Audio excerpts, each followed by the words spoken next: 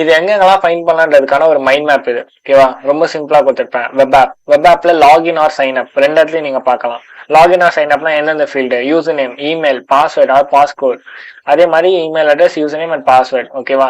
Account settings maybe இங்க வல்னரபிளா இல்லாம இருக்கலாம், பட் நம்ம அக்கௌண்ட் செட்டிங்ஸ்குள்ள வல்னரபிளா இருக்கலாம். லைக் சேஞ்ச் பாஸ்வேர்ட், அப்புறம் அப்டேட் யூசர் நேம், அந்த மாதிரிலாம் இருக்கும் இல்லையா? அந்த இடத்துல வந்து நம்ம கேட்கும் first name, last name, DOP, mobile number. In case உங்க வெப் அப்ளிகேஷன் இன்னும் கொஞ்சம் அட்வான்ஸா இருந்தது, லைக் கமெண்ட் பண்ற ஆப்ஷன்லாம் இருந்ததுன்னா கமெண்ட் பண்றதுல வரலாம். ரீகமெண்ட், நம்ம அந்த கமெண்ட்க்கு வந்து ரிப்ளை பண்ணுவோம்ல, அந்த கமெண்ட்க்கு வந்து வல்னரபிளா இருக்கலாம். மெசேஜஸ், ஃபார்ம்ஸ், லைக் வந்து நீங்க ஏதாவது ஒரு ஃபார்ம் வந்து நீங்க சென்ட் பண்ணீங்கன்னா அதுவும் வந்து டேட்டா பேஸோட ஸ்டோர் ஆகும். ஓகேவா? அதெல்லாம் இதுக்கு வல்னரபிளா இருக்கும்.